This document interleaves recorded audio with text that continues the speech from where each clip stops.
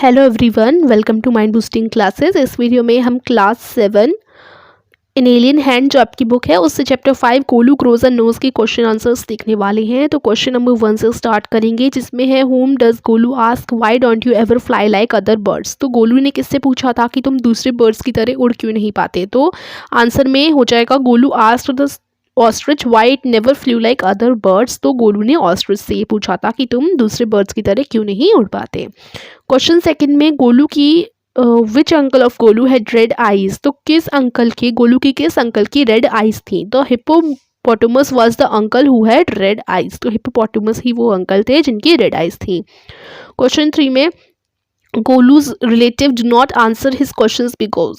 गोलू के रिलेटिव्स गोलू की क्वेश्चंस के आंसर्स क्यों नहीं करते थे। They were shy, their questions were too difficult, Golu was a naughty baby. क्योंकि गोलू के रिलेटिव शाय थे, या फिर वो क्वेश्चंस जो पूछता था वो डिफिकल्ट होते थे, या फिर गोलू एक नॉटी बेबी था।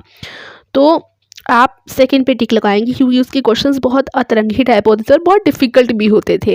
Question number 4, who advised Golu to go to Limpopo river. तो गोलू को किसने एडवाइस दिया था कि उसे लिम्पोपो रिवर जाना चाहिए। तो मैना ने दिया था। The myna advised Golu to go to the Limpopo river. उसके बाद why did Golu go to the river. Golu river में क्यों गया था। तो इसका आंसर होगा Golu went to the river to see a crocodile and to find out what it had for dinner. तो गोलू गया था क्योंकि उसे रिवर में क्रोकोडाइल देखना था और वो डिनर में क्या करते हैं वो देखना था, क्या खाते हैं। ठीक है। क्वेश्चन नंबर 6 में है द क्रोकोडाइल ले on the bank of the Limpopo river. Golu thought it was. तो क्रोकोडाइल ना लिम्पोपो रिवर के करीब ही वहाँ पर लेटा हुआ था। तो गोलू को क्या लगा था, ये एक लिविंग क्रोकोडाइल है, ये एक डेड क्रोकोडाइल है, या फिर एक लकड़ी है। तो गोलू को लगा था कि ये एक लॉग ऑफ वुड है। ठीक है। तो थर्ड आंसर हो जाएगा। Question number 7, what did the crocodile do to show that it was a real crocodile. तो क्रोकोडाइल ने खुद को बताने के लिए कि मैं असली में क्रोकोडाइल हूँ, बताने के लिए उसने क्या किया था। तो it shed crocodile tears to show that it was a real crocodile. उसने क्रोकोडाइल के टीयर्स यानी आंसू बहाए थे, जिससे पता चले कि वो एक रियल क्रोकोडाइल है। Question number 8, come here little one and I will whisper the answer to you. The crocodile said it because.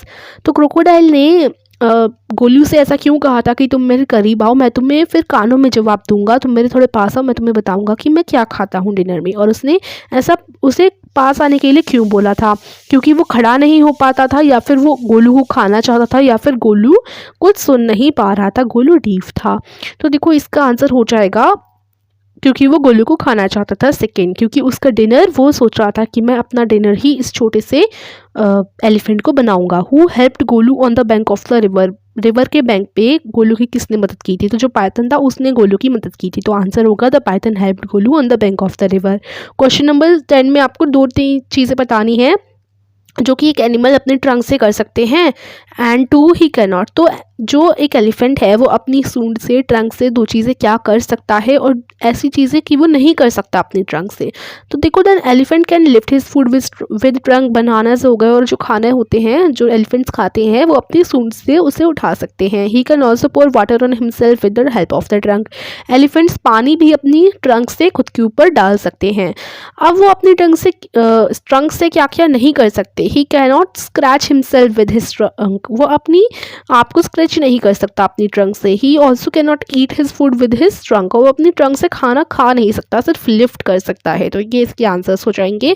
हमारे सारे क्वेश्चन आंसर्स फिनिश होते हैं, सारे क्वेश्चंस हमने देख लिए। तो अगर वीडियो पसंद आई हो तो वीडियो को लाइक कीजिएगा। ये जो चैप्टर है गोलू क्रूज एंड नोज, इसकी एक्सप्लेनेशन वीडियो मैं ऑलरेडी बना चुकी हूँ, लिंक मैं आपको डिस्क्रिप्शन में दे दूंगी, तो जाकर वीडियो देखना मत भूलिएगा। Thank you for watching.